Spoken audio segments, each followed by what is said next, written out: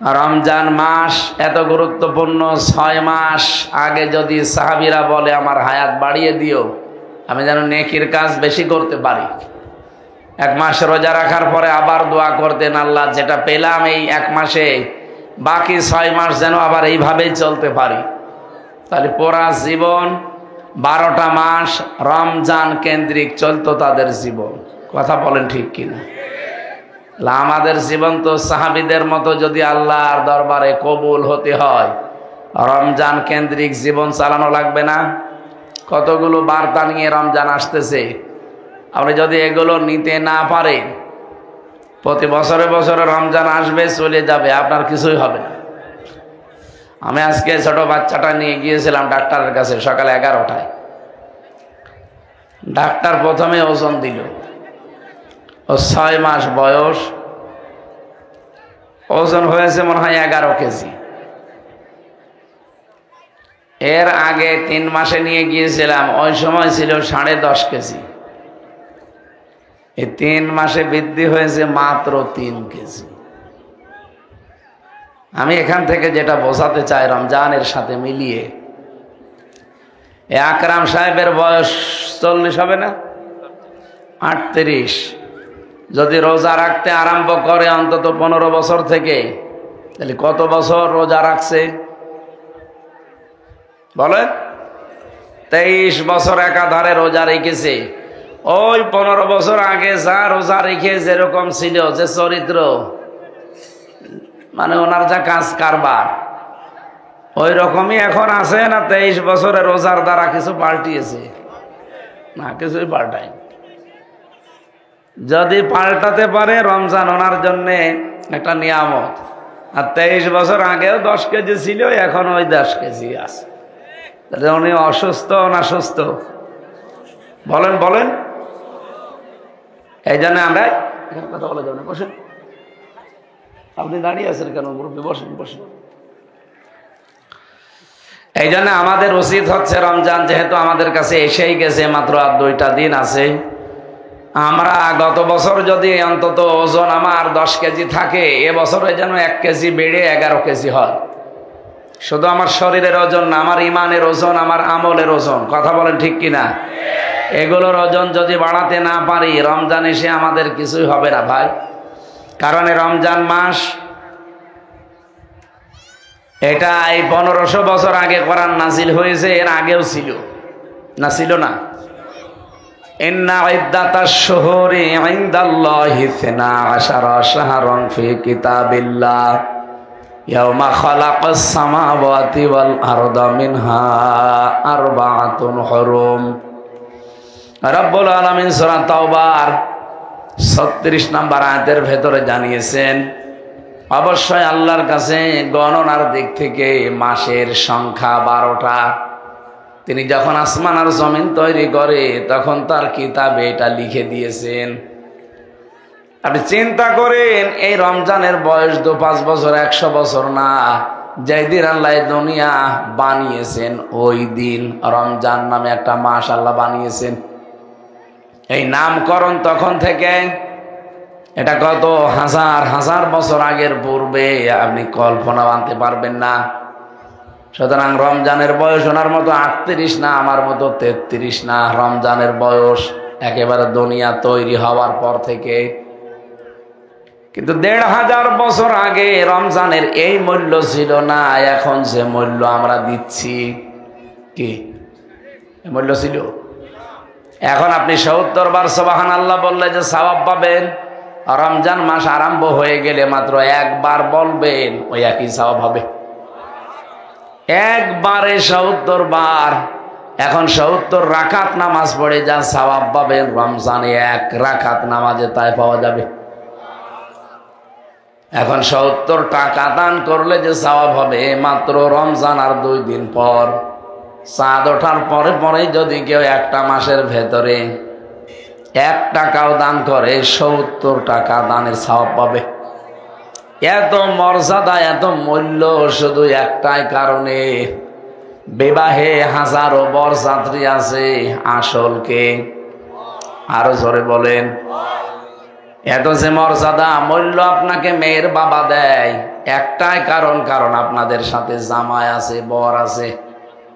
জামাই না থেকে যদি 1000 না 100 মানুষও যায় মেয়ের বাড়িতে, পিটিয়ে ভর্তা বানিয়ে ফেলবে। ভান্ডামি করতে এসেছি। যদিও বরযাত্রীর এই সিস্টেমটা ইসলামে নেই, আর এটা আমি বাইরের দেশে পাইনি। মুসলিম দেশে যতগুলো দেশ ভ্রমণ করেছি, কোনো দেশে বরযাত্রীর সিস্টেম নেই, শুধু এই বাংলাদেশে আর ভারতে। এই দুইটা দেশের মানুষ যে কোথা থেকে ইসলাম পেয়েছে আল্লাহ ভালো জানে। ইসলামে আছে অলিমা। কি আছে? অলিমা বলেন তো ছেলের বাড়ি হয় না মেয়ের বাড়ি? হ্যাঁ হ্যাঁ, করেছি না? করেন। আপনারা বলে করবো কি, আমি নিজেও করি। আসলে সিস্টেম নেই তো করবো কি করে? ফ্যানটা ওদিকে সরিয়ে দেন, ওদিকে সরিয়ে দেন বললাম। ঠিক আছে।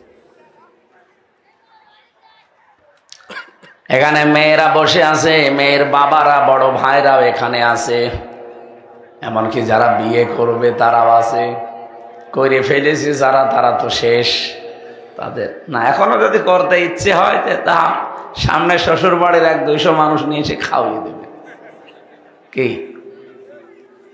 আপনার তাও অন্তত আদায় হবে। এতদিন করিনি, ওইটা আমি ভুল ক্রমে এখন আদায় করে দিলাম। যেহেতু ইসলামে এটা নিয়ে আজকে থেকে তওবা করা লাগবে যে না, এখন থেকে কেউ বরযাত্রী দাওয়াত দিলেও আমি যাব না, কারণ বরযাত্রী যাওয়া জায়েজ নেই। এমনকি মেয়ের বাবার বাড়ি থেকে যদি এই জামাইয়ের বাড়ির লোকজন বিনা অনুমতিতে একটা, তার খুশি ছাড়া, আবার শোনেন, শুধু অনুমতি না, তার খুশি ছাড়া যদি একটা পানও খায়, ওইটাও হারাম। আমরা দেশে পান না, টুটি পর্যন্ত খায়। আবার যাওয়ার সময় বলে কে রান্না করেছে, 10 পিস গোশত পেয়েছিলাম, দাঁতের ফাঁকাও বন্ধ হয়নি। তোর যে দাঁতের ফাঁকা, তো 10 পিসে বন্ধ হবে না, 14 পিস লাগবে। মেয়েদের যে সম্মান ইসলাম দিয়েছে তার ভেতর অন্যতম এটা। আমাদের দেশে শুধু ইসলাম নেই, এই জন্য আজ মেয়েরা নিগৃহীত, অপমানিত, অপদস্থ। আল্লাহর কসম, ইসলাম যদি দেশে এসে যায়, সবচাইতে বেশি সম্মানে আর নিরাপদে থাকবে মেয়েরা। আমরা এটা সামনে দেখতে চাই ইনশাআল্লাহ। মেয়েকে বিয়ে করতে হলে আরো মেয়ের বাবাকে আপনাকে টাকা দিয়ে রাজি করানো লাগবে। মেয়ে লোককে আল্লাহ এভাবে বানিয়েছে। হযরতে আদম আলাইহিস সালাম জান্নাতের ভেতরে সর্বপ্রথম যেদিন হাওয়াকে দেখেছিলেন, ওই দিনই তাকিয়েছেন এবং ধরতে গেছেন। রব্বুল আলামিন বলেন, সুজ্জিনা লিন্নাসি হুব্বুশ শাহাওয়াতি মিনান নিসা। এই পৃথিবীতে যত কিছু আছে তার ভেতরে প্রথম মেয়েদের উপরে আমি আকর্ষণ, আসক্তি এবং শোভনীয়, এটা আমি আল্লাহ নিজে তৈরি করে দিয়েছি। সুতরাং মেয়ে লোকের ভেতরে আল্লাহ এমন কিছু দিয়েছেন যেটা দেখলে আপনার আকর্ষণ হবে, আসক্তি হবে। ওরা যদি সত্যি ওদের মর্যাদা বুঝতো, আর এই দেশে যদি ইসলাম থাকতো, বাংলাদেশে আমরা পুরুষ যারা আছি, আল্লাহর কসম ওদের বাবাদের টাকা দিয়ে রাজি করিয়ে বিয়ে করা লাগতো। অথচ এখন ইসলাম না থাকার কারণে উল্টা আরো যৌতুক দেওয়া লাগে। কথা বলেন ঠিক কিনা? হযরতে আদম আলাইহিস সালামকে আল্লাহ বললেন, না, ওদিকে তাকানো যাবে না, ধরাও যাবে না। হযরতে আদম বলেছিলেন, আল্লাহ তাকানো যায়, ধরা যায় কি করলে? বিয়ে করা লাগবে। আমি রাজি আছি। রাজি থাকলে হবে না, দেন মোহর দেওয়া লাগবে। আমি এখানে কি দেন মোহর পাবো কোথায়? রব্বুল আলামিন ওই দিন আমাদের নবীর সম্মানের কারণে বলেছিলেন, 10 বার মুহাম্মাদুর রাসূলুল্লাহর নামে দরুদ পড়ো, এইটাই দেন মোহর হিসাবে মেনে নিলাম। আমার এইটা বলা উদ্দেশ্য না, উদ্দেশ্য আছে মেয়েদের দাম কোথায় আপনি চিন্তা করেছেন? দেন মোহরের টাকা আগে তার হাতে ধরিয়ে দেওয়া লাগবে। কিন্তু সিস্টেমটা আজ আমাদের দেশে পাল্টানোই গেল না। দুইবার মেয়েদেরকে আমরা ক্ষমতায় পাঠালাম, তারাও নিজেদের মর্যাদাটা প্রতিষ্ঠা করতে পারে নাই। হাসিনা খালেদা পারতো না যে বাংলাদেশে কোনোদিন আর কোনো মেয়ের বাবাকে যৌতুক দেওয়া লাগবে না, এটা পারতো না। শুধু একবার আদেশ দিলেই হয়ে যেত, আর আমরা পালন করতে বাধ্য হতাম। এখানে ধরেন এই এলাকায় 5 কিলোমিটারের ভেতরে কোনো পানি নেই, এই এদিকে তাকান, 5 কিলোমিটারের ভেতরে কোনো পানি নেই, অথচ পিপাসায় আপনার কলিজা ফেটে যায়। কি করবেন? এলাকায় আছে শুধুমাত্র ডাব, কিন্তু এক একটা ডাব 1000 টাকা। জীবন বাঁচাতে হলে আমার মনে হয় আমরা অনেকেই 1000 টাকা দিয়েও ডাব কিনে খাবো। একটা ডাবের জন্য যদি আপনি মাত্র 5 কিলো দূরে গেলেই পানি পাবেন না, যে 1000 টাকা খরচ করেন। আপনি জানেন মেয়েদের মর্যাদা আল্লাহ কত দিয়েছেন? এই মানুষগুলো যদি সত্যিই তাদের মর্যাদাকে ঠিক রেখে এদেশে ইসলামটা কায়েম থাকতো, ওদেরকে 1000 টাকা না কোটি কোটি টাকা মানুষ দেওয়ার জন্য রেডি ছিল যে আমি বিয়ে করতে চাই। কারণ পুরুষ মানুষ কন্ট্রোল হওয়ার জন্য বিয়ে ছাড়া যা আছে সব অবৈধ। আমি তো আর নিজে অবৈধ কাজ করে জাহান্নামে যেতে পারি না, এজন্য বাধ্য হয়ে অন্তত যা উপায় করতাম তাই দিয়ে হলো আমি অন্তত মেয়েকে বিয়ে করে নিয়ে আসতাম। আমি যে কথা তুলেছিলাম, এত দামি জিনিস রমজান এর আগেও ছিল, কিন্তু দাম ছিল না, শুধুমাত্র দাম বেড়ে গেছে রমজানের কোরআনের কারণে। শাহরু রমাদান আল্লাযী উনজিলা ফীহিল কোরআন, আল্লাহ বলেন এই সেই মাস। এর আগেও তো ছিল, কিন্তু দাম ছিল না, মর্যাদা ছিল না, কেউ গুরুত্বও দিত না। সফর আসলে যেমন মনে করে, রবিউল আউয়াল আসলে মনে করে, এ রমজান আসলে ওই মনে করতো। কিন্তু কোরআনে কারীম নাজিল হওয়ার পর থেকে রমজানটা পাল্টিয়ে গেছে। নবীজি বলেন রমজানের প্রথম তারিখ যখন আরম্ভ হয়, জান্নাতের সব দরজা আল্লাহ খুলে দেয়, জাহান্নামের যত দরজা আছে সব বন্ধ হয়ে যায়, শয়তান শৃঙ্খলিত হয়ে যায়, তাকে শিকল দিয়ে বেঁধে রাখা হয়। প্রশ্ন আসতে পারে, জান্নাতের দরজা খোলা, জাহান্নামের দরজা বন্ধ, শয়তানও বাধা, এরপরও রমজানেও অনেকে শয়তানি করে। কি করে করবে? শয়তান তো বাধা। এই যে ফ্যানটা চলছিল, বললাম বন্ধ করে দেন, একে টিপ দেওয়ার পরে 1 সেকেন্ডে বন্ধ হয়ে গেছে। বলেন, কমপক্ষে 1 মিনিট পর্যন্ত ঘোরার পরে বন্ধ হয়েছে। ওর একটা ফোর্স ছিল, ওটা বন্ধ হতে সময় লেগেছে কয় মিনিট? এদিকে তাকান, কয় মিনিট? আপনি 11 মাস যে অপরাধগুলো করেন, যে ব্যবহারগুলো করেন, বাকি 1টা মাস শয়তান বাধা আছে, কিন্তু আপনার ওই প্রবণতা তো বাধা নেই, চলতেছে। লোহা গরম করার পরে যদি রেখে দেন 1 সেকেন্ডে ঠান্ডা হয়ে যাবে না, ওটা অন্তত 2-4 মিনিট সময় লাগবে। 11 মাস যারা অপরাধ করে, গোনা করে, 1টা মাস শয়তান বাধা আছে, তাতে কি? ও তো আর বাধা নেই, ও তো চলতেই আছে। 11 মাস এভাবে চলতে চলতে 1 মাস পার হয়ে যায়, শয়তান আবার ছাড়া পেয়ে যায়, ওরে আবার শয়তান দখল করে। এই জন্য আমাদের অপরাধ বন্ধ হয় না। তার মানে শয়তান বাধা থাকার পরেও রমজানেও যদি কেউ শয়তানি কোনো কাজ করে, বুঝতে হবে ও নিজেই শয়তান হয়ে গেছে। শয়তান কাজ করে কে কে? 1 নম্বরে শয়তানের কাজ হচ্ছে ইন্নাল মুবাদ্দিরিনা কানু ইখওয়ানাশ শায়াতিন। এ পৃথিবীতে যারা অপচয় করে এরা কিন্তু শয়তানের ভাই। এরা কি? আরো জোরে বলেন। কোরআন শরীফের ভেতরে এমন কোন অপরাধের কথা আমি পাইনি যে অপরাধ করলে আল্লাহ বলেছেন তুই শয়তানের ভাই, নেই। শুধু একটাই, আপনি মানুষ খুন করবেন, জেনা করবেন, চুরি করবেন, ডাকাতি করবেন, ছিনতাই করবেন, জমি জায়গা আত্মসাৎ করবেন, আপনাকে শয়তানের ভাই বলা হয়নি। শুধু একটা অপরাধ, যারা অপচয় করে এরা কি? বলেন বলেন। এই অপচয় বলতে পৃথিবীর প্রতিটি জিনিসের সময়ের অপচয় হতে পারে, মেধার অপচয় হতে পারে, আপনার সম্পদের অপচয় হতে পারে, আপনার বুদ্ধির অপচয় হতে পারে, আপনার ক্ষমতার অপচয় হতে পারে। আমি এলাকায় প্রভাব প্রতিপত্তি খাটিয়ে অপচয় করতে পারেন। অপচয় মানেই শুধুমাত্র টাকা পয়সার অপচয় না। এই যে মোবাইলে এমন এমন দৃশ্য মানুষগুলো দেখে, যেগুলো দেখে নিজেকে কন্ট্রোলের বাইরে নিয়ে যায়, তখন এমন কবিরা গোনায় লিপ্ত হয় যেটা শয়তানও ভাবতে পারে না। এটা অপচয়। এক কথা বলছেন না কেন? এই যে রমজান আসতেছে, রমজান আসে মানুষদেরকে কয়েকটা জিনিস শেখাতে, তার ভেতরে এক নাম্বার লাআল্লাকুম তাত্তাকুন, আমরা যেন তাকওয়া অবলম্বন করতে পারি, খোদা ভীতি অর্জন করতে পারি।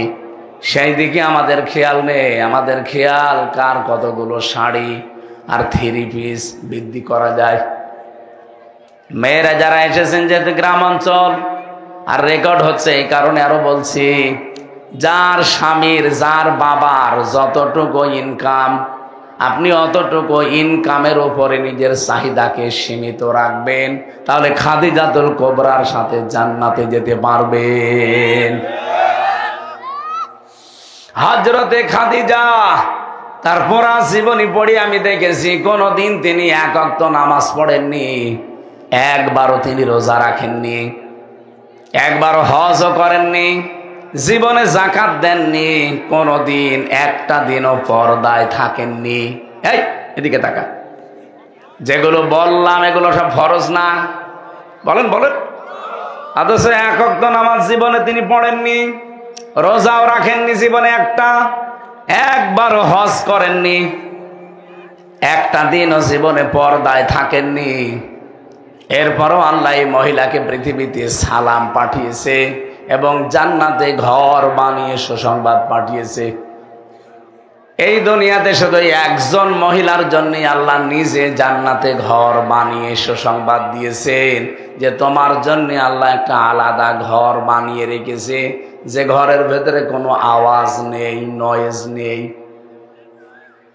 প্রশ্ন আসতে পারে, এগুলো করলো না তারপরও জান্নাতে ঘর পেয়ে গেল, সালাম পেয়ে গেল আল্লাহর। আর একজন মহিলার জন্য আল্লাহ ঘর বানিয়েছেন জান্নাতে, কিন্তু তার আরজির পরে।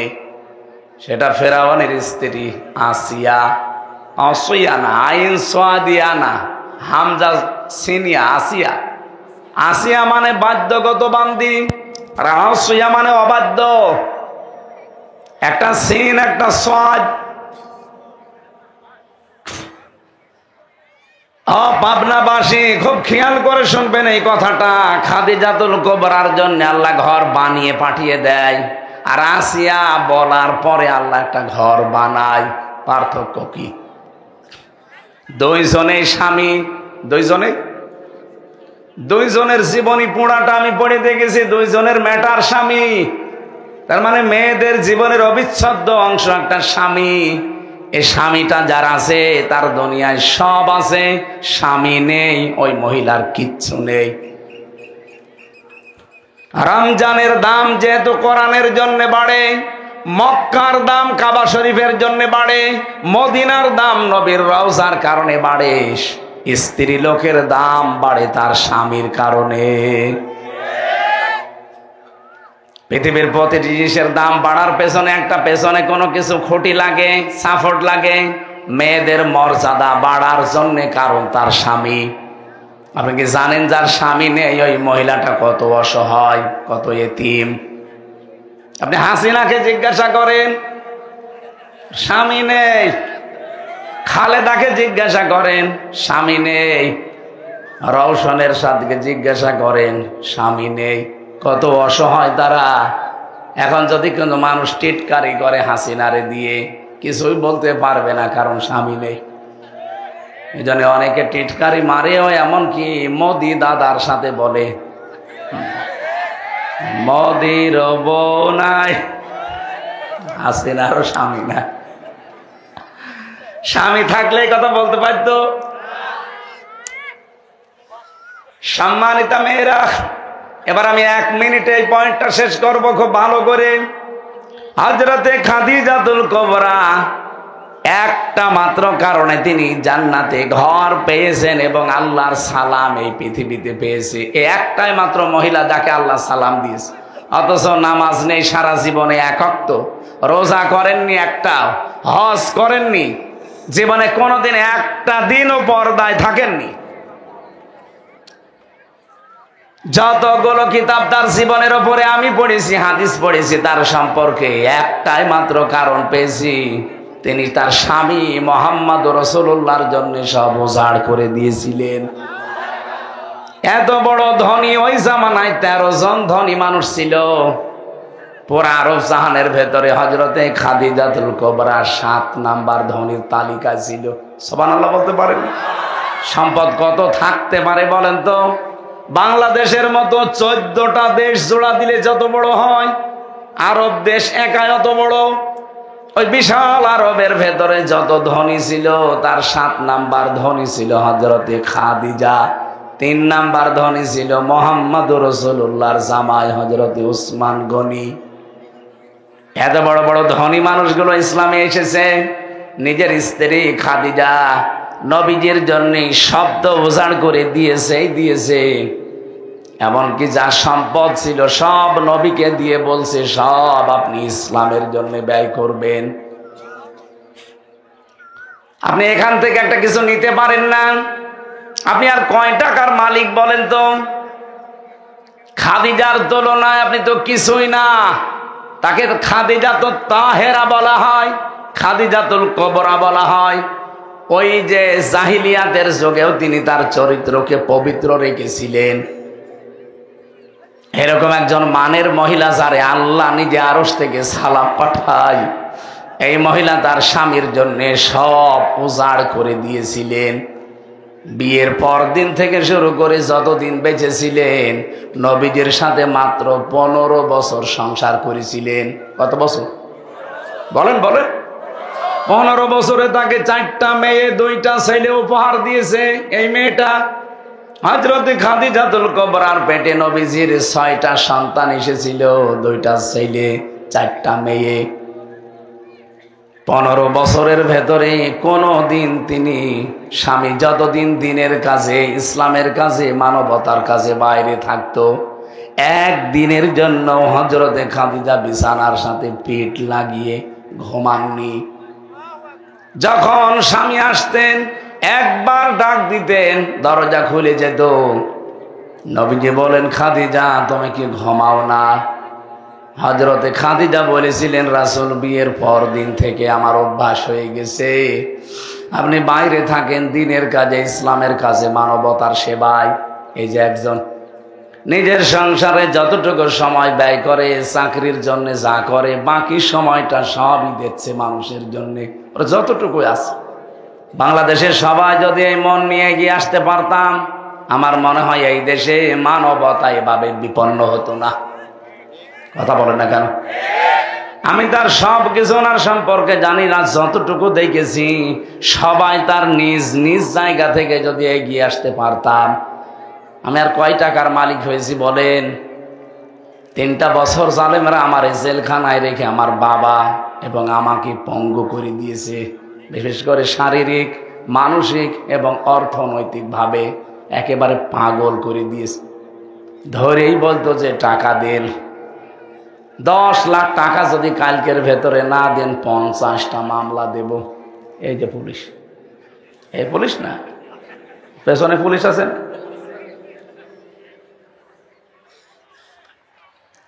এরপরও যতটুকু এসেছে, আমি যেহেতু একটা চাকরি করি আকিজ গ্রুপের, ওদের কেন্দ্রীয় মসজিদের খতিব আমি ঢাকাতে, এই জন্য যতটুকু চাহিদা আমার আছে সবই ওরা দিয়ে দেয়। যেই কয় টাকা এবার এসেছে, যদিও সম্পদের উপরে 1 বছর পার না হলে যাকাত আসে না। আপনি যদি 5 লাখ টাকার মালিক হন কিন্তু 11 মাস, তাহলে মানে এখনো 1 মাস না হলে আপনি যাকাত দিতে পারবেন না। আপনার যাকাত দেওয়া ফরজ না। একটা সম্পদের উপরে কতদিন পার হওয়া লাগবে বলেন? 1 বছর। তা আমি জেল থেকে বের হওয়ার পর থেকে আমার ওই চাকরি এবং একটা ব্যবসা আছে, ওই ব্যবসার আপনাদের এই টাকা দিয়ে যেই কয় টাকার মালিক আমি হয়েছি, 1 বছর কিন্তু এখনো পার হয়নি, কারণ এর আগের টাকা তো সবই সরকার নিয়ে নিয়েছে। তারপরও হিসাব করে এবার দেখেছি এই রমজানের প্রথম দিন থেকে অন্তত প্রতিটি বাড়িতে বাড়িতে 2000 টাকার করে খাবার আমি একেবারে লাইন করে করে দিয়ে আসব। বাংলাদেশের প্রতিটি মানুষ যাদের এরকম মন তৈরি করতে পারতো, এই দেশে অভাবী মানুষ থাকতো না। হযরতে খাদিজা এইটাই বলেছিলেন, স্বামী আমার আপনি বাইরে আছেন দিনের কাজে, মানবতার কাজে, ইসলামের কাজে, আর আমি আরামে ঘুমিয়ে থাকবো, আমার ঘুম আসতে চাই না। এই জন্য যতক্ষণ আপনি না আসেন, ঘুম যদি লেগেও যায় আমি দরজার সাথে পিঠ দিয়ে হেলান দিয়ে ঘুমাই। একে কাজটাতে আল্লাহ এত বেশি খুশি হয়েছিলেন, স্বামীর এই অপেক্ষায় থাকাকে আল্লাহ নিজে তাকে সালাম পাঠিয়েছেন।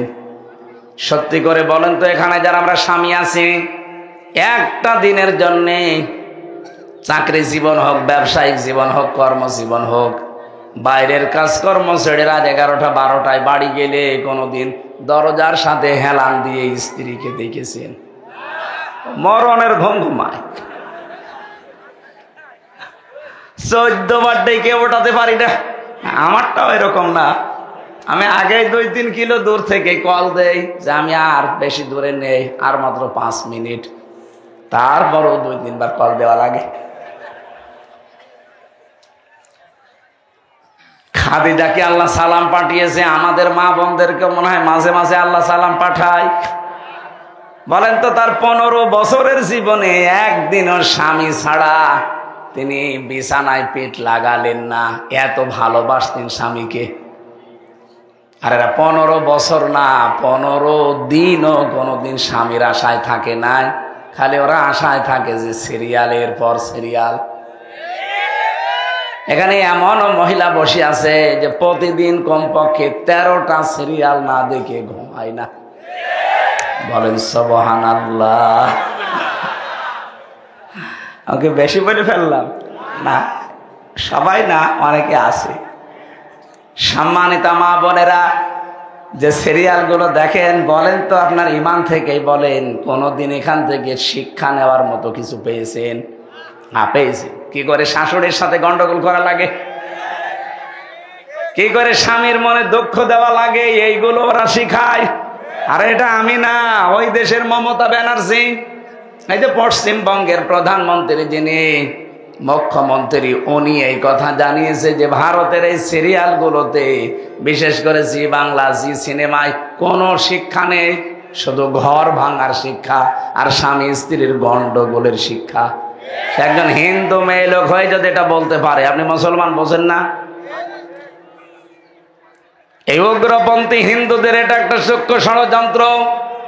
এর দ্বারা হাজারো পরিবারে পর্দা তো নষ্ট হচ্ছে, স্বামী স্ত্রীর ভেতরে আমার মনে হয় পরিবারটা জাহান্নাম বানিয়ে ফেলেছে। হ্যাঁ, গ্রাম অঞ্চলে হয়তো এগুলো নেই। হ্যাঁ, এলাকায় তো কারেন্টই নেই, আছে। অন্তত রমজান আসতেছে সামনে, আজকে তওবা করে যান যে রমজান সামনে আসতেছে। আমি তওবা করলাম আজকে থেকে অন্তত 1 মাস আমি আর এই 13টা সিরিয়ালের একটাও দেখবো না। কারা রাজি আছেন হাত তোলেন তো। আপনারা দেখেন না, আমি জানি ওরা। আপনারা দেখবেন কখন? অনেক সময় আছে মাঠে খাটতে খাটতে জীবন বেরিয়ে যাচ্ছে, আপনি দেখবেন কখন? দেখে যারা, ওরা একটাও হাত তোলেনি, তার মানে ওরা 1 মাসও বন্ধ করবে না। রোজার মাসে যদি আপনি এটা বন্ধ না করে, আপনি তো আরো সে যাওয়া ছাড়া বন্ধ করবেন। জেলখানায় থাকাকালীন একটা ছেলে, যুবক ছেলে এই বয়সের, ও গাঁজার গাছ লাগিয়েছে ভেতরে, টবের ভেতর যে পানির যে বোতল আছে উপরে কেটে ফেলে দিয়ে মাটি দিয়ে ওর ভেতরে গাঁজার গাছ লাগিয়েছে। জেলার তো হিন্দু মানুষ এসে বলছে, এই বেটা গাঁজার গাছ লাগালি, বীজ পেলি কোথায়? বলছে, স্যার আমি বাইরে গিয়েছিলাম ওই যে আদালতে হাজিরা দিতে, ওখানে তো আমার হিতাকাঙ্ক্ষীরা আছে, আসার সময় কয়টা টোপলা দিয়েছিল, তো সবগুলো তো আনতে পারি নাই, একটাই মুখের ভেতরে নিয়েছিলাম, গাজার বিষের পোটলা। জেলখানায় ঢোকাতেই কিন্তু পরীক্ষা করে মেশিন দিয়ে, বের করার সময়ও পরীক্ষা করে। ঢোকানোর সময় যে মেশিনে তুলে দিয়েছে স্ক্যান করার জন্য ধরা পড়েনি, কারণ এমন জায়গায় নিয়েছিলাম ওঠেনি। ভেতরে চলে এসেছি, এসে গাজার গাছ লাগিয়েছে 2 মাস আগে। দেখেন স্যার কত বড় হয়েছে। জেলার বলছে শয়তান, তোরে পুলিশে ধরে দিল জেলখানায় গাঁজা খাওয়ার কারণে, আর তুই ভেতরে এসে গাজার গাছ লাগালি, তোরে তো স্বর্গে দেওয়া লাগবে। ও তো জান্নাত বিশ্বাস করে না, হিন্দু মানুষ। কি বলছে? তো স্বর্গে দেওয়া লাগবে তোরে। বলেন তো রমজান মাসে ওরা যদি বলে যে না সিরিয়াল বাদ দেবো না, দরকার একবেলা খাবার কম খাবো, ওদের মনে হয় জান্নাতে দিলেও, ওর জান্নাতেও যে আল্লাহকে বলবে আল্লাহ সে সিরিয়াল না। এটা বন্ধ করা লাগবে। মা বোনেরা, আপনাদেরকে আমি অনেক ভালোবাসি, এটা বন্ধ করা লাগবে। কোথায় ছিলেন আপনারা জানেন? জন্ম নিলে আপনাদেরকে আষাঢ় দিয়ে মেরে ফেলতো তার মা আর বাপ দুইজন মিলে, জীবিত মেয়েকে মাঠের ভেতরে নিয়ে পুঁতে রেখত। এই ছিল আপনাদের মর্যাদা। ওই অবস্থায় যদি এখনো চলতো, দুনিয়ায় আপনি আসতে পারতেন না। কোথা থেকে কোথায় নিয়ে এসে দিয়েছে নবীজি আপনাদের সম্মান। বিশ্ব নবী বলেন, কারো যদি একটা মেয়ে হয় তার একটা জান্নাত, 2টা মেয়ে হয় 2টা জান্নাত, 3টা মেয়ে হয় 3টা জান্নাত। শুধু না, 3টা মেয়ে যদি হয় সে আমার সাথে জান্নাতে থাকবে। কিন্তু মেয়ে যাদের আছে কাজ করা লাগবে 3টা। 1 নম্বরে তার পেছনে আপনি সাধ্য মতো খরচ করবেন তাকে মানুষ করার জন্যে। 2 নম্বরে তাকে দ্বীনের শিক্ষা দেবেন। দুনিয়াবি শিক্ষা যদি দেন, ও দ্বীনের শিক্ষাটা দেওয়া লাগবে। 3 নম্বরে সৎ পাত্র দেখে পাত্রস্থ করবেন। এই 3টা দায়িত্ব যদি কোনো বাবা, মার, বড় ভাই এরা পালন করতে পারে, নবীজি বলেন জান্নাতে আমার সাথে এভাবে পাশাপাশি থাকবে। কোথায় নিয়ে এসেছে আপনি টের পাচ্ছেন? এমন কোন হাদিস আমি পড়িনি যে 3টা ছেলে হলে 3টা জান্নাত, না, নেই। অথচ অনেক মানুষ এখানে বাবা আমরা বসে আছি, মেয়ে হলেই কেমন যেন মন খারাপ হয়ে যায়। কি আমার পরপর 3টা মেয়ে, আমার মন খারাপ হয়নি, কিন্তু আশা ছিল যে অন্তত বংশে একটা বাতি দেওয়া কিছু দরকার। ম্যাডাম আমরা বলছে বাতি দেওয়ার কিছু দরকার, মানে দরকার হয় 24 ঘন্টা হারিকেন চালিয়ে রাখবে। আমরা তো বাতি লাগবে বংশের। মেয়ে 3টা বিয়ে হয়ে গেলে কেউ তো থাকবে না, তখন বংশের বাতি দেওয়ার জন্য এই ভিটার উপরে, এই ঘরের উপরে একটা হেরিকেন লাগিয়ে দেব, 24 ঘন্টা জ্বলতেই থাকবে। সেদিন বগুড়াতে এক লোক এসে বলছে, হুজুরে আপেল পড়ে দেন। আমি সূরা ফাতিহা পড়ে দেবো, তাছাড়া আর কি পড়বো? কারণ এই হুজুরদের কাছেও যান, সূরা ফাতিহা ছাড়া মনে করছেন তো অন্য কিছু পড়ে না, ও ফাতিহা, কারণ এটা সকল রোগের শিফা। পড়া আমার শেষ হয়ে গেছে, আমার কানের কাছে মুখ নিয়ে বলছে, হুজুর আমার শুধু মেয়ে হয়, 3টা মেয়ে আছে আমার, এবার এমন আপেল পড়বেন যেন ছেলে হয়। ও আপেল দিলাম ফেলে, আপেল কই? ফেলে দিয়েছি। কেন? আরে ভাই আপেল পড়ে যদি ছেলে হয় তা আমার 3টা মেয়ে হইতো না। ম্যাডাম রে শুধু আমি আপেল পড়ে খাওয়াতাম না, রাগ করা যাবে না মেয়ে হলে, এটা একটা রহমত। নবীজি বলেন যখন মেয়েটা ঘরের ভেতরে আসে, সঙ্গে সঙ্গে 4 জন রহমতের ফেরেশতা হাজির হয়ে যায়, এসে ওই মেয়েটার মাথার উপরে হাত বোলাতে থাকে আর ডাক দিয়ে বলে, এই দুর্বল দেহটা একটা দুর্বল দেহ থেকে বের হয়ে এসেছে। এই মেয়েটার পেছনে যারা খরচ করবে, একে যারা ভালোবেসে দিন শিক্ষা দেবে, সৎ পাত্রে পাত্রস্থ করবে, কিয়ামত পর্যন্ত ওই মা বাবার উপরে আল্লাহর রহমত থাকবে। আপনি কি শুধু দুনিয়া বুঝলেন? ফেরেশতাদের দোয়া বলছে কিয়ামত পর্যন্ত আল্লাহর রহমত তাদের উপরে থাকবে। সুতরাং মেয়েদের বাবারা যদি কিয়ামতে ধরাও খেয়ে যায়, ওই মেয়েটার কারণে আল্লাহর শেষ পর্যায়ে হয়তো ছাড়ও দিতে পারে। বলেন সুবহানাল্লাহ। এই জন্য আপনারা কোথায় ছিলেন নিজেরাও জানেন না, সেখান থেকে ইসলাম আপনাদেরকে আজ এত মর্যাদা দিল। বিশ্বনবী বলেন, আমি দেখলাম মসজিদে নববীতে একটা লোক খালি মাথা ঠোকায় দেওয়ালের সাথে। অনেকক্ষণ এটা দেখার পরও ডাক দিলাম, কি এমন করো কেন? লোকটা বলে, হে রাসূল, আপনি যে বললেন যে কালেমা পড়লে আর তাওবা করলে সব মাফ হয়ে যায়, কিন্তু আমার বিশ্বাস হচ্ছে না। কেন? এমন একটা কাজ আমি করেছি, এই কাজ করলে আমার যে মাফ হবে, আমার অন্যান্য গুনাহ হয়তো মাফ হয়ে যেতে পারে, তবে এইটা আমার মাফ হবে না। আল্লাহর নবী বললেন, আমার সামনে বসো, হাতও গেড়ে দিয়ে বসে বলো দেখি কি করেছো। লোকটার নাম আলকামা, লোকটার নাম হযরতে দাহিয়াতুল কালবি রাদিয়াল্লাহু তাআলা আনহু। তিনি বলেন, হে রাসূল, আমি স্ত্রীকে সন্তান সম্ভাবা রেখে পাঠিয়েছিলাম তার বাবার বাড়িতে, যদি ছেলে হয় রাজার পুত্রের মতো নিয়ে আসবা, আর মেয়ে হলে মাটির নিচে দিয়ে দিবা।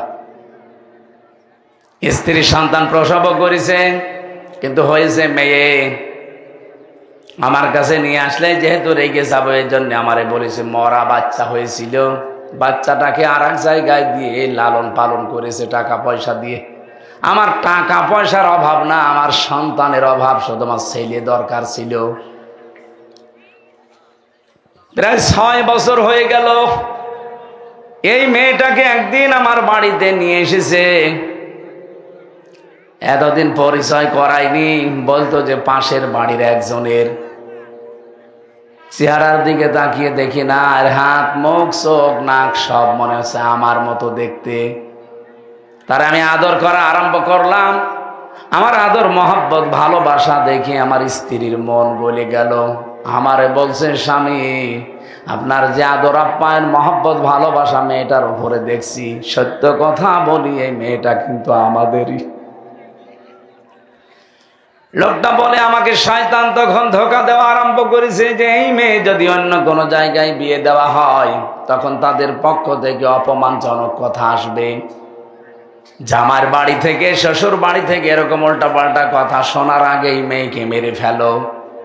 বিভিন্ন মিথ্যা কথার ধোঁকা দিয়ে তারে নিয়ে গেলাম নানির বাড়িতে, নিয়ে যাচ্ছি বলে মাঠের ভেতরে মরুভূমি এলাকায় আমি নিজে গর্ত করলাম। মেয়েটা আমারে বারবার বলছিল, বাবা, নানির বাড়িতে আমি বহুবার গেছি, কোন দিকে যান আপনি? এদিকে রাস্তা না। তারে ধমক দিয়ে থামিয়ে গর্ত ঘুরে বললাম, দেখো কি দেখা যায়। ওপর থেকে যেই একটু মুখ দিয়েছে, ধাক্কা দিয়ে দিলাম ফেলে। গর্তটা এত বড়, আর মেয়েটা তো ছোট, মাত্র 6 বছর, উঠতে পারে না। এবার বুঝে ফেলেছে যে আমি মনে হয় ওরে আর বাঁচতে দেব না। বারবার আমাকে বলছিল, বাবা, মেয়ের পরিচয়ের কারণে আপনি ছোট হবেন, এই জন্য আপনি এই কাজগুলো করছেন। জীবনটা ভিক্ষা দেন, জীবনে কোনোদিন আপনাকে আর বাপ বলে পরিচয়ও দেব না। হে রাসূল, এরপরও আমার এই কঠিন হৃদয় নরম হয়নি।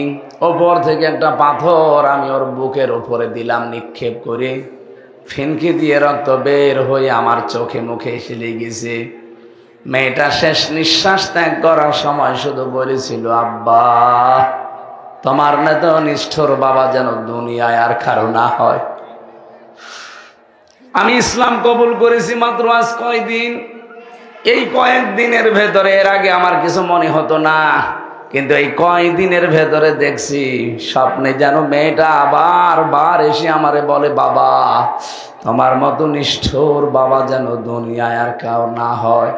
এ কথাটা বারবার আমার কানে বাজে।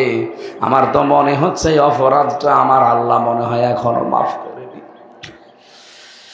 বিশ্বনবী বলেন, কথাগুলো আমি শুনছিলাম, চোখ দিয়ে দর দর করে নবীজির পানি পড়ছে।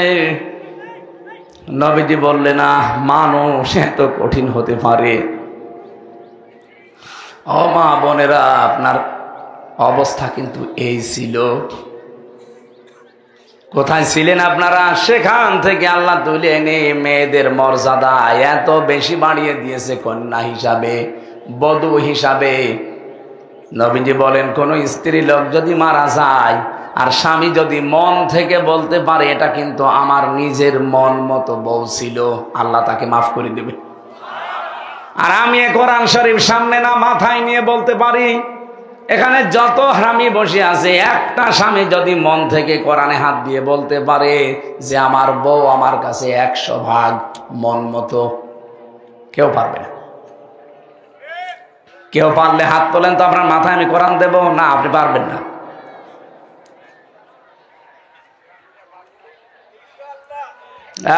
আমি হাঁসের খোরাকি দেইনি। বলেন তো এখানে বিবাহিত কত হাজার হাজার মানুষ আমরা বসে আছি, মাত্র একজন মানুষ বলছে যে আমার বউ আমার মন মতো। তার মানে আমরা কি স্বামী না? মা বোনেরা কি করছেন আপনারা ভাবেন? শুধু নামাজ পড়ে রোজা রেখে কালো বোরকা পরে জীবনও জান্নাত যেতে পারবেন না। স্বামীর মনে দুঃখ দেওয়া আর আরশের গায়ে ধাক্কা দেওয়া একই কথা।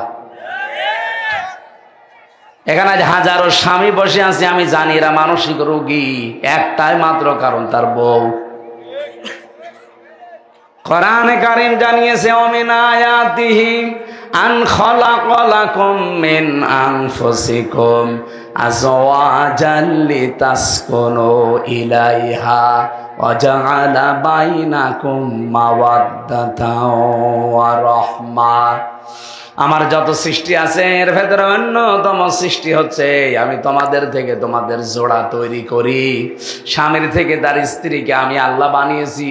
আমি চাই যে দুইজনের কাছে আসে শান্তি পাবে, অথচ আমাদের পরিবারটা হয়ে গেছে শান্তির পরিবারে অশান্তির গর্ত। কেউ আমরা শান্তিতে নেই।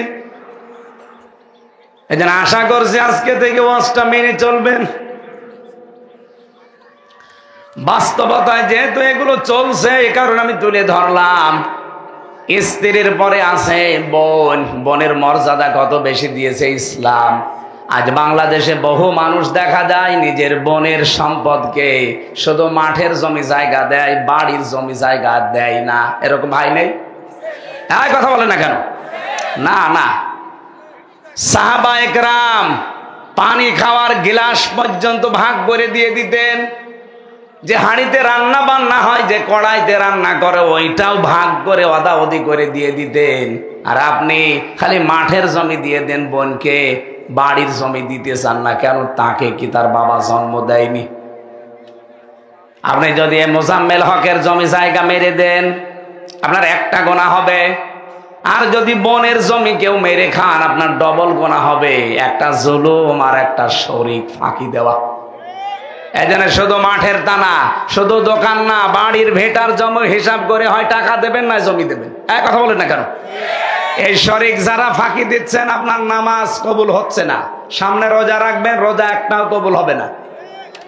এই জন্য আজকে থেকে সিদ্ধান্ত পাল্টান। কার জন্য আপনি রেখে যাচ্ছেন? আমি মনে করেন আমার 3টা মেয়ে, আমার স্ত্রী, এদের জন্য আমি সব রেখে গেলাম। আমার বোনের জমি যদি ফাঁকি দিয়ে বললাম যা, তজনে দোয়া করে দিলাম কি? আমার বোনটা যা জীবনও আমার কিছু বলবেও না। আমি যাদের জন্য করলাম, এরা কি আমার আপন? কথা বলে না কেন? বানের জমি, ভাইয়ের জমি ফাঁকি দিয়ে একটা গোনা হয়েছে না হয়নি? আরো জোরে বলেন। এই গোনাটা আমার বউ নেবে? আমার মেয়ে নেবে? না, কেউ নেবে না। এই জন্য কারো সুখের জন্য নিজের আখেরাত নষ্ট করবেন না। আমি একেবারে গ্যারান্টি দিয়ে বলছি, প্রত্যেকের জীবনে এটা বাস্তবতা। আমি যদি এখনই মারা যাই, লাশটা বাড়িতে পাঠিয়ে দেন, আমার বউ আজকে রাতের বেলা জীবনও বলবে না যে আমি ওরে একা পাহারা দেব। বলবে নাজিন আসবে কি? সকালবেলা মাটিতে দেওয়ার পর হয়তো 2-3 দিন কান্নাকাটি করবে, যেহেতু প্রায় আজ 12-13 বছর তার সাথে সংসার আমার। কান্নাকাটি করবে। এই কান্নাকাটি করতে করতে 7-8 দিন হয়তো খাওয়া দাওয়া হালকা খাবে। 4 মাস 10 দিনের ভেতরে ওর বাবা আর মা এসে আমার বাবা মাকে বলবে চলেন, নিয়ে চলেন। আর কতদিন রাখবো মেয়ে, আমি অন্য জায়গায় বিয়ে দিতে চাই। কি এটা জায়েজ নেই? আছে। যেহেতু বিয়ে দিয়ে দেবে, 4 মাস 10 দিন পার হয়ে গেলে 7 দিন পরে বলবে ওর বাবাকে কল দিয়ে, আব্বা হামজা তো আর কি ছিল, এখন যে জামাই পেয়েছি ও হামজার চাইতে আরো 100 গুণ ভালো। দেখলেন? যারা বিয়ে করেন তারাও ঠিক বলছে। এইটাই দুনিয়া। এটা কি? এইটাই দুনিয়া। এই জন্য বোনের সম্পদ ফাঁকি দেওয়া যাবে না। এরপরে তো মা, মায়ের মর্যাদা তো আল্লাহর পরে। কি কথা বলেন না কেন? অথচ হাজারো সন্তান মা বাবাকে আজ আলাদা করে দিচ্ছে, বড় ভাইয়ের ভেতরে দিয়ে দিচ্ছে। হাজার হাজার সন্তান মানসিক রোগী এই কারণে, শুধু নিজের মা বাবাকে সাথে রাখতে পারে না। এই জন্যে আমি তো কোনো দিন চাই না, আমি যত স্বামীর মন দেখেছি এদের মনের কথা এই, কোনো স্বামী চাই না যে আমার মা বাবা আলাদা হয়ে যাক। আমি খেয়ে থাকি না খেয়ে থাকি, আমার মা বাবা আমার সাথে থাকবে। বলেন বলেন। কিন্তু 100টার প্রায় 98টা মহিলারা চায় না যে আমার শাশুড়ি শ্বশুর আমার সাথে থাক। এরা খালি বলে আলাদা করে দিন। তা আপনার কি ছেলে আর নেই, তাদের কাছে থাকতে পারেন না? আমি কি বেশি বলে ফেললাম? এখানেই তো বসে আছে, জিজ্ঞাসা করেন তো, হাত ধরে ধরে বলেন। নিজের মা বাবা হলে জীবনও স্বামীকে বলতে পারতো যে আমার মা বাবা আমাদের সাথে থাকে, এ থাকবে না, এদেরকেও তাড়িয়ে দাও, জীবনও কোনো মহিলা পড়বে না। কেন? এইটাও তো মা বাবা, একই জিনিস, শুধু এটা আপনার এটা আমার। ওদের বয়সও তো প্রায় একই। কোন কারণে আপনি মনটা এভাবে ছোট করে রাখেন? কয়দিন থাকবেন আর? এখন যদি আপনার 40 বছর হয়, আর খুব বেশি হলো 40 বছর পরে মাটির নিচে চলে যাবেন। এ দুনিয়া যেভাবে আছে এভাবে চলতে থাকবে। আর 100 বছর পরে যদি আপনি আবার এই ফরিদপুরে ফিরে আসেন, যে বাড়িতে এখন বসবাস করছেন, ওই বাড়িতে আপনাকে উঠতেও দেবে না। এই কথা বলছেন না কেন? আমার বাবার নাম রিয়াজউদ্দিন, তার বাবার নাম জাহান আলী, তার বাবার নাম নমাজ আলী, এরপরে আমি আর চিনি না। এখন ওই নমাজ আলীর বাবা যদি এখন এসে বলে যে এই কুষ্টিয়ার এই 2 তলা বাড়ি আমার, এই ভিটা আমি বানিয়েছিলাম, আমি কিনেছিলাম, আমি এখানে থাকতে চাই, পাবনাবাসী বলেন তো আমার ওই যে নমাজ আলীর বাবাকে, তারে আমি উঠতে দেব? কিসের নমাজ আলীর বাবা আপনি? আমি তো নমাজ আলীকে চিনি না। তাহলে এইরকম দুনিয়ার জন্য কেন আপনি আখেরাত নষ্ট করবেন? যার যা হক আছে 100 ভাগ পালন করা লাগবে। আমি সহ যারা আছি তার নিজের দায়িত্ব যেন পঙ্খানো পালন করতে পারি, এই রমজান এই শিক্ষায় আমাদের দিচ্ছে। বলেন আমিন। এখানে একটা ফরজ বিধানের কথা আল্লাহ আমাদেরকে জানিয়েছেন। এই মাহফিলটা বাস্তবায়ন আসলে কয়েকদিন ধরে তো এরা বেশি আয়োজনও করতে পারি না। আর যেহেতু গ্রাম অঞ্চল, এখানে তো একজনই 5 লাখ টাকা দেয় এরকম না, 2 টাকা 5 টাকা দেয়। এখানে আপনারা যা নিয়ে এসেছেন অনেকে এখনো দিতে পারেননি। যারা যা পারেন, আমি 2-3 মিনিট সময় ওনার জন্য দিচ্ছি। আর এইভাবে মাহফিল দেওয়ার দরকার নেই। যারা যাচ্ছে আপনারা একটু দয়া করে একটা নিয়ত করে ওনাদের কাছে দিয়ে দেবেন। 10টা টাকা হলেও দেবেন, কারণ এই গ্রাম অঞ্চলে 10 টাকা অনেক বেশি। আমরা নামাজ নির্ধারিত সময়, এখনো সময় আছে, নির্ধারিত সময়ে নামাজ পড়বো, বসেন। আর আমি মেয়েদের জীবনের ওপরে, সাংসারিক জীবন নিয়ে বই লিখেছিলাম, আমার এই গাড়িতে আছে। মেয়েদের জন্য নিয়ে যাবেন, মায়ের জন্য, মেয়ের জন্য, বউর জন্য নিয়ে পড়াবেন ওদেরকে। ওই বসে বসে সিরিয়াল না দেখে বইটা পড়ে আমল করতে পারলে সংসারে শান্তি আসবে। ওইটা নিয়ে যান, কাজে লাগবে। চলে যাচ্ছে মানে কি আশ্চর্য! এই চলে যাচ্ছেন মানে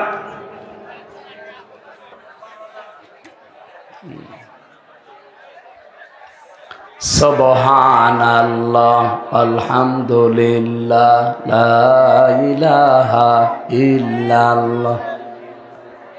এখানে নামাজ পড়বেন ভাই। আমি এখনো নামাজ আসর পড়ি না, জোহর পড়ে চলে এসেছি, আসর আপনাদের সাথে এখানে পড়ব।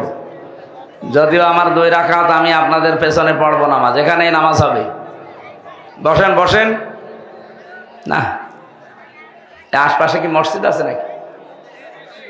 এখানে আছে, এখানেই নামাজ হবে। আশপাশে যারা মসজিদে যাবেন যান, এখানেও নামাজ হবে ইনশাল্লাহ।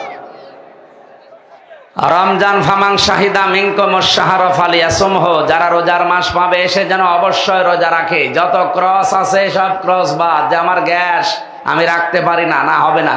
রোজা রাখলে গ্যাস আরো ভালো হবে। পৃথিবীতে সবচাইতে বেশি সুস্থ ছিলেন হযরত নূহ আলাইহিস সালাম, 950 বছর। তিনি সারাটা জীবনই রোজা ছিলেন। এই জন্য আমাদেরও রোজা রাখা দরকার। আল্লাহর ছোট ছোট বান্দারা টাকা পাঠাচ্ছেন তাদের মায়েদের বাবাদের কাছ থেকে নিয়ে, হয়তো আল্লাহ কবুল করো না, আমিন। না, এদের আর হবে না। আল্লাহুম্মা আমিন। লা ইলাহা ইল্লা আনতা সুবহানাকা ইন্নী কুনতু মিনাজ জালিমিন। আল্লাহ তাআলা, রমজান সম্পর্কে কিছু আলোচনা করব বলে বসলাম। মেয়েদের দায়িত্ব কর্তব্য বলতে গিয়ে আমাদের সময় চলে গেছে।